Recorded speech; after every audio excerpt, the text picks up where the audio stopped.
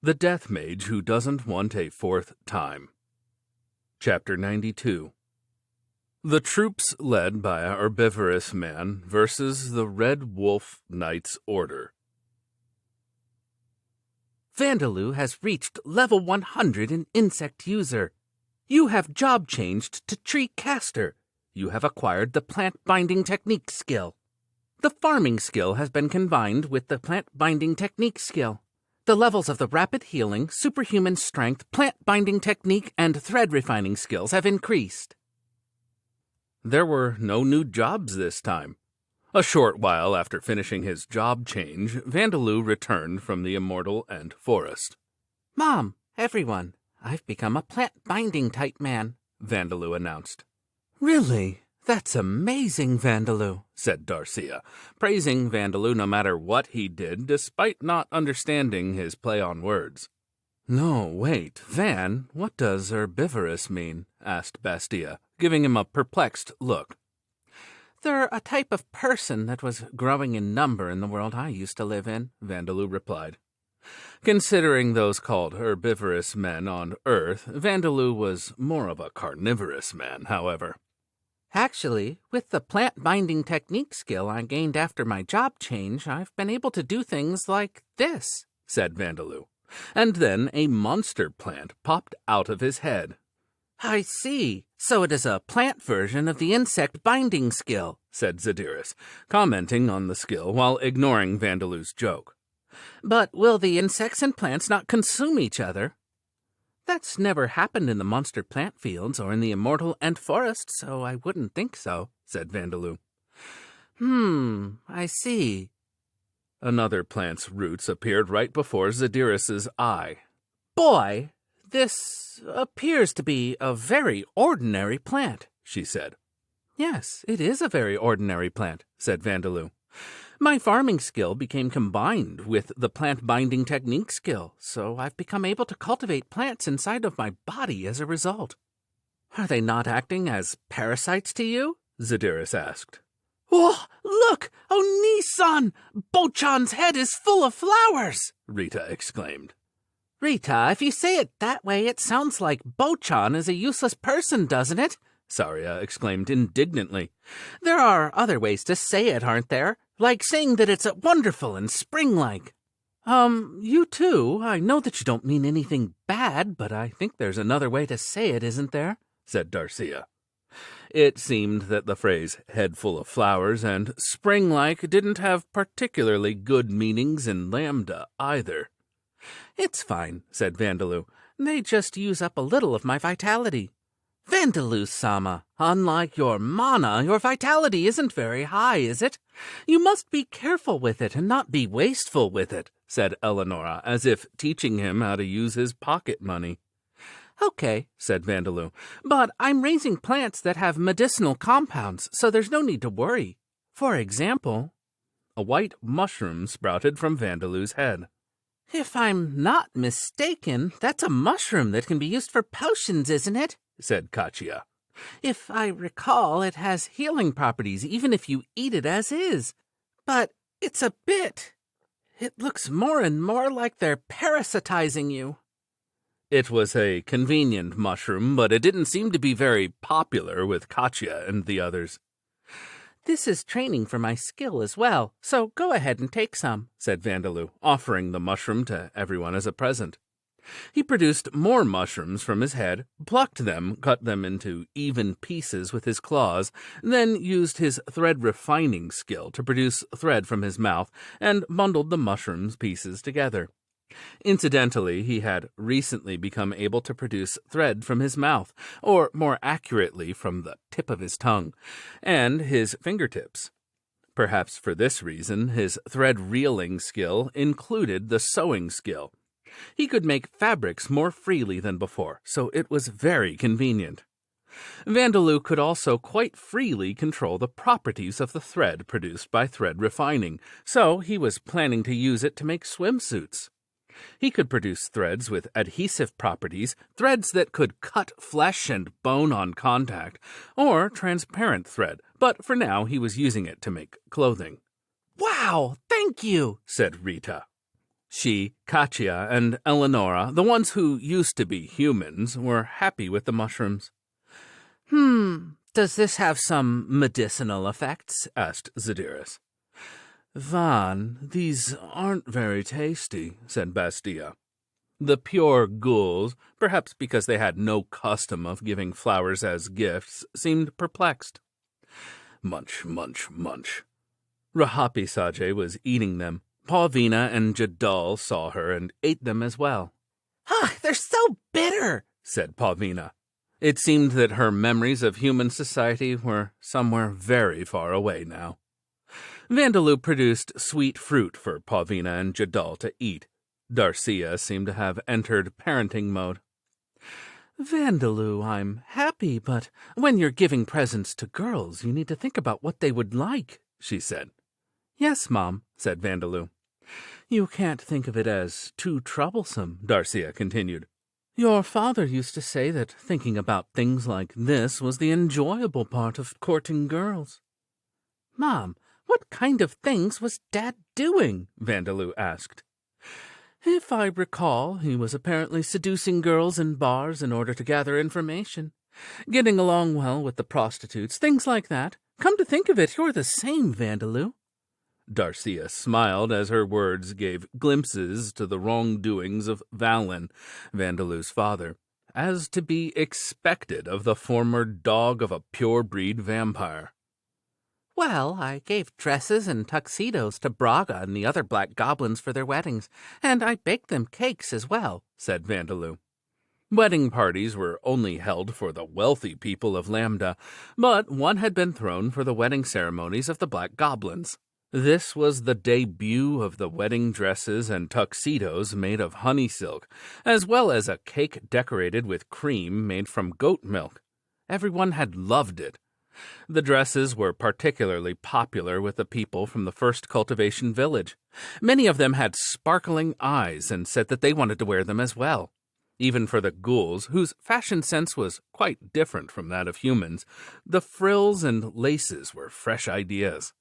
They gave their opinions to Vandalou, telling him that they were beautiful, though they did wish that they revealed more skin. "Kid, make one for this girl as well," Borkus requested. You foolish Oyaji, I don't have anyone to marry, Gopher told him. Then a tuxedo for my grandson. He doesn't have anyone to marry either. This was the exchange between Borkus and Gopher, a father and his daughter who were also communicating physically with dull sounds of them hitting each other. Doing as he was told, Vandalou had tried to measure Gopher's size only to be rejected, but he and everyone else interpreted that as embarrassment. A grown woman would certainly feel reluctant to wear a dress with all kinds of frills and laces. When Vandalou had made them for Mary and the other wives of the black goblins, things had gone better than he had expected, so he got carried away and perhaps added too many. The cake had cream and butter made from goat's milk, which had a problematic smell, but it was well received by everyone.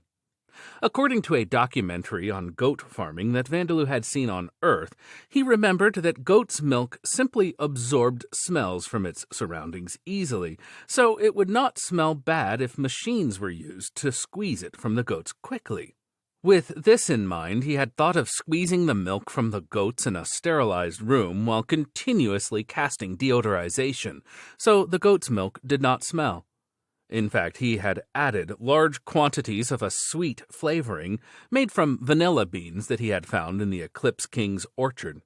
Dessert was covered by the cemetery bees' honey and sugar created from a plant-type monster in the Eclipse King's orchard that offered a maple syrup-like sap. Perhaps it was far more luxurious cake than one made from normal cow's milk and sugar. But you mustn't lose your mind over women. Your father used to say that you shouldn't fall for women, but make them fall for you, said Darcia. Well, he did fall for me properly, though. I wish Dad would have acted more normally and said more normal things, said Vandalou. It was probably a good story. Probably. Although Vandalou's internal image of his father had now tilted in a strange direction and sunk a little.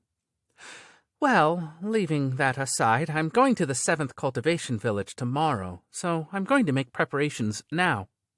I have to make good use of the opportunity that they created for me, said Vandalou. You're going to welcome more new citizens to Talosheim, aren't you? This is truly auspicious, Your Majesty, said Princess Levia with a gentle smile. As snow started falling, the ordinary lifestyles of the villagers who were eating fried gobu-gobu for breakfast were broken by the sudden visit of the Knight's Order. I am Pablo Martin, the man who leads the Red Wolf Knight's Order in the name of Duke Hotner, a voice shouted. Inhabitants of the 7th Cultivation Village, come out at once! The Red Wolf Knight's Order was one of the 3 great Knights' Orders that protected the Hartner Duchy. The village chief, the Oyaji of the Jack-of-all-trades store, and Kasim's party all hastily ran outside to see what was happening. In the plaza, there were the young men who had been acting as the village's gatekeepers, who were now cowering, as well as a large number of fully armed knights. Dozens of knights with metal armor under their surcoats, armed with shields, long swords, and spears, nearly 100 of them. The villagers were overwhelmed by their presence. We humbly welcome you to this snowy season. We apologize for not being able to come out and greet you.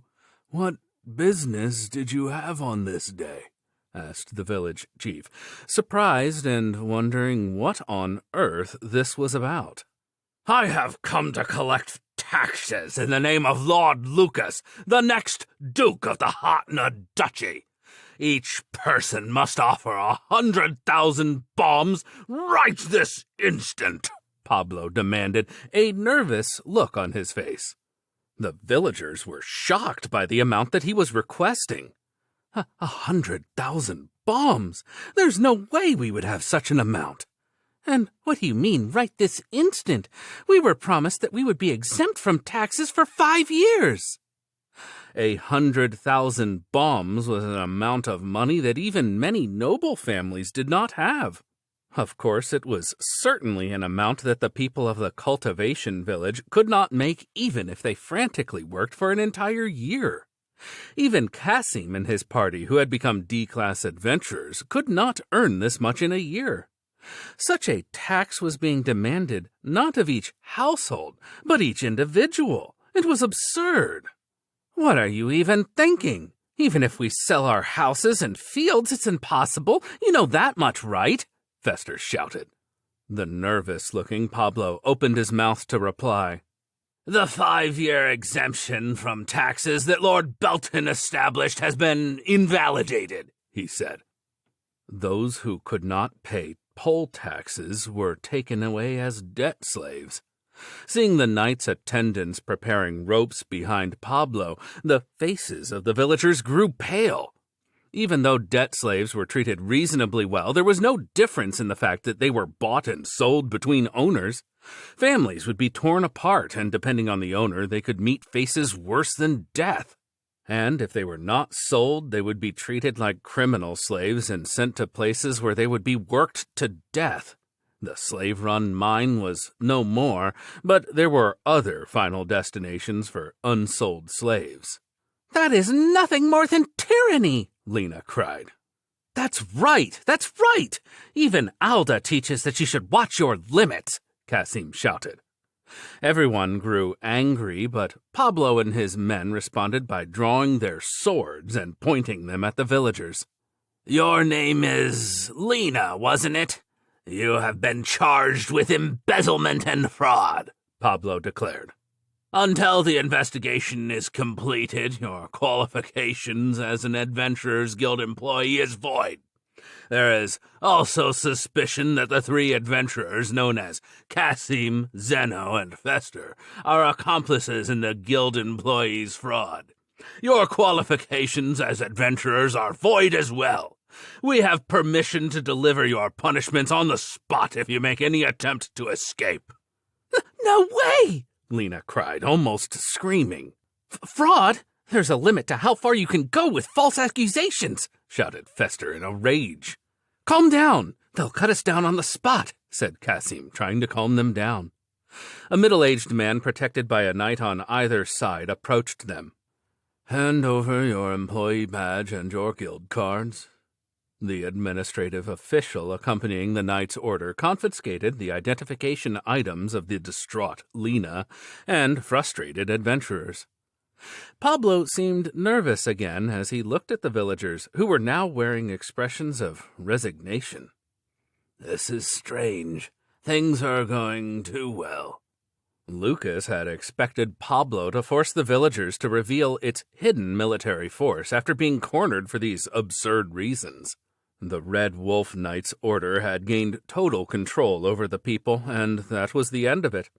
Lucas had expected the behind-the-scenes negotiation with the Adventurers Guild to be the one that would take time, but the guildmaster of the Adventurers Guild headquarters, who had been taking bribes from Lord Belton, quickly changed to Lord Lucas's side. However, there were no signs of any armed forces, despite Pablo and his men having thought that the ones who had killed Karkan and his men would be hiding in this village. "At this rate, things will end with the villagers all being tied up and dragged off. Is this not enough provocation? Maybe I should cut some people down? No, perhaps they're hiding in another cultivation village. I suppose that getting information out of them comes first," thought Pablo. Some of the villagers were hanging their heads in defeat, thinking that they had no choice but to obediently become slaves, while others were desperately trying to think of a way out of the situation, but they could not come up with any answers.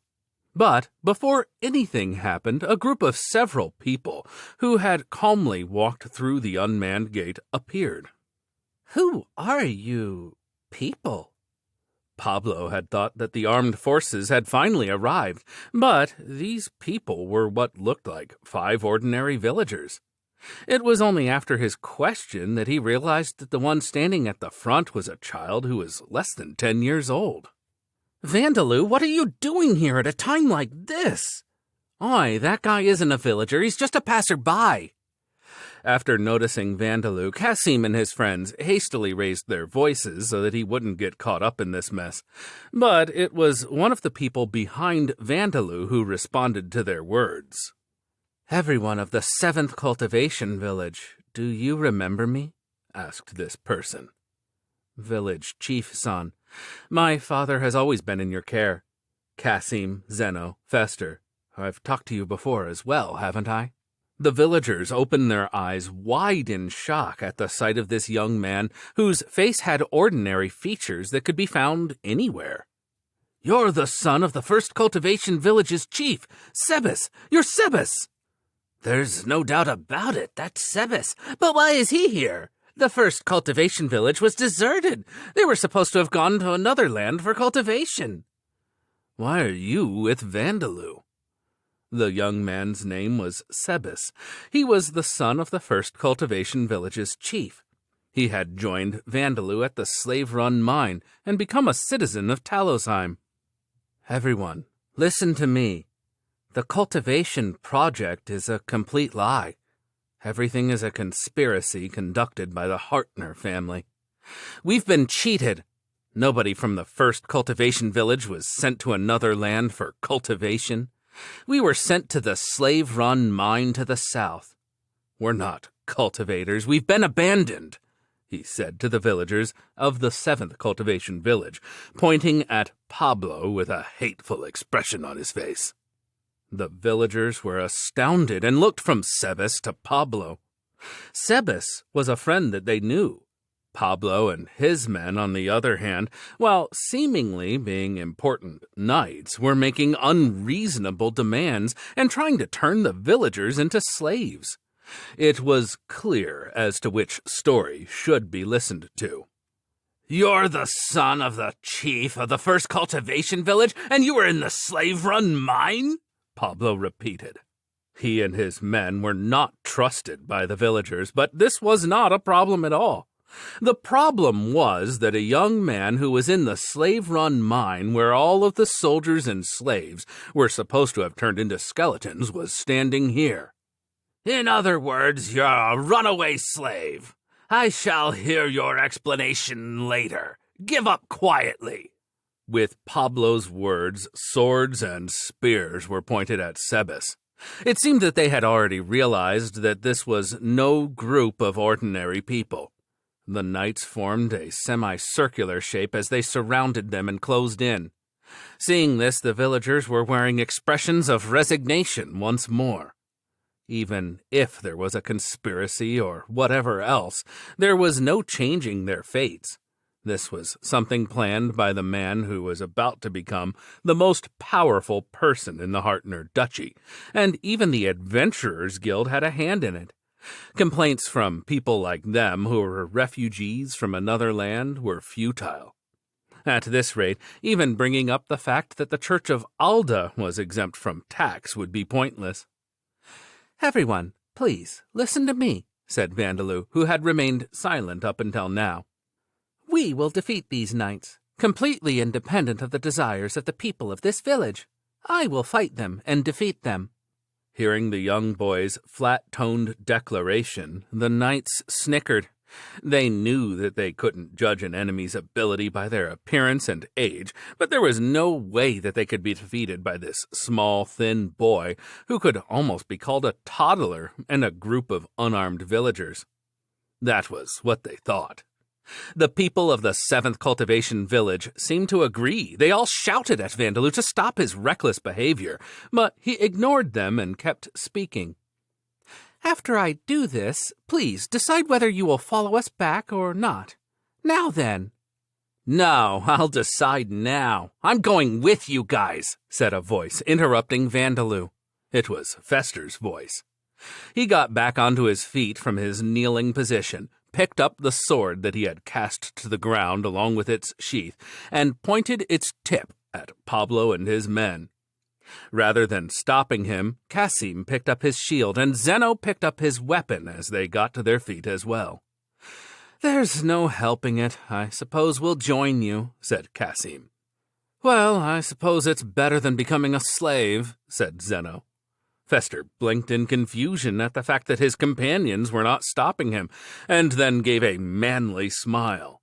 "Sorry for making you accompany me all the time," he said. "No, wait a second," said Vandalou hastily. "Why are you doing this? You don't have to decide now. You can decide afterwards." He thought that they should make a decision afterwards, but their minds were set. "Vandalou, after this, let's go on adventures together in the next world," said Fester. No. We can do that in this world," said Vandalou. Fester turned to Lena. "Lena, try to find an opportunity to run. Sorry about this, even though I promised to make you happy." "Fester, no, I'll come with you," said Lena. "I at least know how to defend myself, and then let's be together on the other side." Fester looked touched. "You... if you're going to be together, won't you be together here?" asked Vandalou. "I'll make you a dress, a tuxedo, a cake, or even curry." "Shit, I can't let my daughter and my son-in-law die before me. I'm going to do this too," shouted the Oyaji of the Jack-of-all-trades store. "Me too. Even if we're spared here, I have no idea what will become of my children.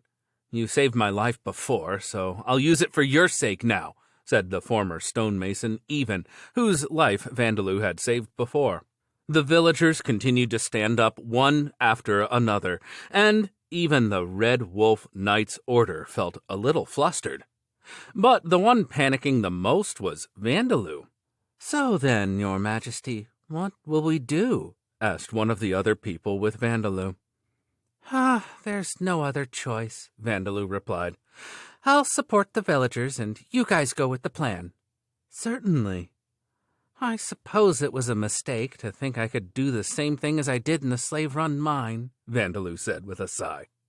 "Silence!" Pablo roared before gathering his men and giving them orders. "Cut them all down! Capture the one called Sebes and a few other over there alive!" Things had gone a little differently than he had expected, but he had set his sights on the man who seemed to know something. All there was left to do was dispose of the others in the way. Upon receiving the orders, the knights who had surrounded Sebes and the others moved first. As knights, they were experienced with real battles, and unlike the equestrians led by Carcon, they were as capable, as strong as D-class adventurers. They had a solid chance of defeating rank 4 monsters in one-on-one combat. Capture us alive? Go ahead and try. Do you think you feeble knights can defeat us when we have received the blessing of Eleonora-sama? I'll avenge my siblings who died in the slave-run mine. Sebas and his companions glared at the knights with shining crimson eyes as they bared their fangs and met them in combat. Their movements were faster than those of beasts, their bodies were stronger in the face of the knights' swords and spears, and their claws were sharp. These guys aren't human, they're vampires! That's impossible, it's still in the middle of the afternoon! By the time the knights realized it, it was too late. They had already allowed Sebas and his companions to draw close. When they were rescued from the slave-run mine, they had still been humans, but the next day they had asked Eleonora to turn them into subordinate vampires. After that, they had acquired the sunlight resistance skill thanks to the effect of Vandalou's Eclipse King title, and now they obeyed Vandalou. But subordinate vampires had a base rank of 3. These former villagers had been vampires for less than half a year. They wouldn't be a match for these numbers who outnumbered them nearly 3-1. Even if they caught the knights by surprise, the knights would regain their formation before the vampires would cut through. However, the vampires were citizens of Vandalou's nation. They're strong! Due to the influence of strengthened followers and strengthened subordinates, their attribute values had increased, and they were as powerful as rank 5 monsters. In addition, Vandalou had already applied enchantments to them, and dark copper fibers had been weaved into their clothes, giving them extraordinary defense against bladed weapons. Even if the knights outnumbered the vampires 3-1, once their formation was broken, they wouldn't be able to defeat the vampires. "Damn it! Take that child hostage and—" one of the knights began. "That's impossible for you." Huh? The knight's head went flying. Braga, who had been hiding and waiting for things to begin, moved like a shadow and decapitated the knight. With the effect of his unique skill, Human Slayer, he was able to use an attack effective for killing the human he targeted, and even gained a damage bonus. If he took the average knight by surprise, decapitating him was as easy as harvesting an ear of rice. And then he concealed himself like fog before the other knights spotted him. "There was something here just now! There are other enemies! Watch your backs! Iron Rend, embrace the flame spirits! Ah!" As the knights watched their backs, Vandalou killed them from the front. The knights could not avoid being severely wounded by the frontal attacks of Vandalou, who had the superhuman strength, strengthened attack power while unarmed, small, enhanced body part, hair, claws, tongue, fangs, as well as a level 5 unarmed fighting technique skill. He had already shown Cassim and the others his dead spirit magic, so he was using that without holding back as well. Some of the knights were turned into burnt corpses as Princess Levia embraced them, while others had their stomachs slashed open and convulsed on the ground, to be finished by pain worms that crawled towards them. Click, click, click. Zzz. The lance centipede Pete used his horn to pierce a knight's torso, straight through his shield, while the cemetery bee's venomous stingers and powerful jaws turned other knights into masses of meat. The villagers were fighting hard as well. The moment the villagers decided that they would follow Vandalou, they had been acknowledged as Vandalou's citizens. As a result, they received the benefits of strengthened followers, due to the Eclipse King's title, causing a steep increase in their attribute values. They were not quite as strong as the knights, but they were at least as strong as ordinary soldiers. If they decided to put everything into escaping, it would have been difficult for the knights, who were equipped with heavy weapons and armor, to give chase. "Come on, important Knight-sama, over here!" "How can you be so pathetic for such a young person, you simpleton?" The knights chased the villagers who were running around while provoking them. One of the knights stopped to fire an arrow while another tried to attack with a martial skill. "You lowly villagers, die by my arrow! Curse you! Ah!" The ground beneath their feet, which had been turned into a golem by Vandalou, roared as it rose, causing the knights to fall into the hole it left behind. And then the golem returned to its original position, on top of the knights who had fallen 2 or 3 meters deep. After they were buried alive, Vandalou sent monsters resembling earthworms and mole crickets after them, as well as the roots of plant-type monsters, before they suffocated to death so they could become experience points. "How dare you fire my daughter!" shouted the Oyaji of the Jack-of-all-trades store. He, even, and some of the others were throwing objects at the administrative official who was accompanying the knights. It was an extremely primitive method of attack, but their physical strength they had trained through daily work on the farms was increased even further by their increased attribute values. The rocks and hose thrown by them would not be a joke if they made a direct hit. The administrative official gave a pathetic scream. He was nothing more than an ordinary craftsman. "Wait, I only did this because it was my job, because I was paid to." If a strong-willed government official had been dispatched, it was possible that he would have sided with the villagers, so this man had been selected after careful consideration. But now that was backfiring. "Ka, you coward!" shouted a knight. He and 2 others were now unable to move as they were forced to stay where they were to protect this ordinary worker. "Eat this! Triple thrust! Triple thrust! Triple thrust! Stone wall! Stone shield! Cranial strike! Rapid fire! Consecutive fire!"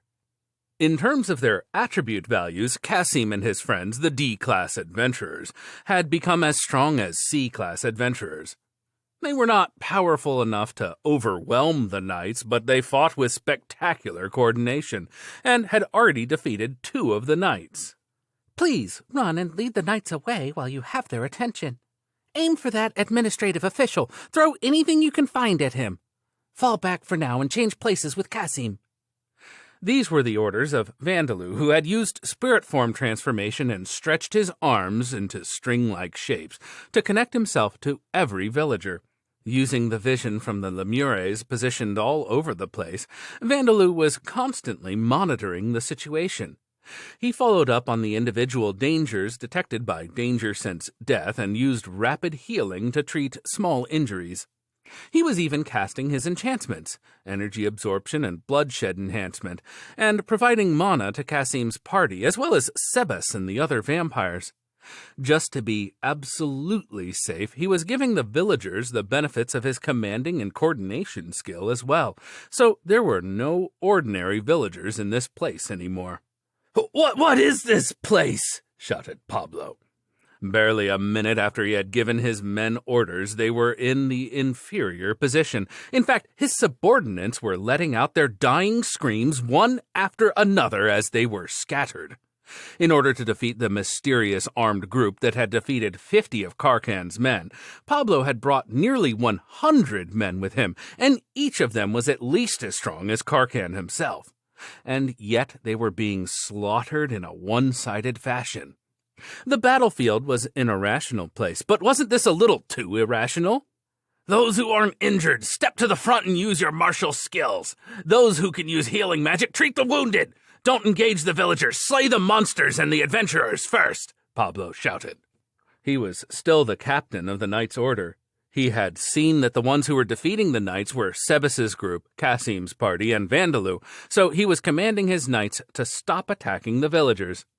As he regained his composure, he looked for the mysterious child who, unbelievably, seemed to be the enemy commander.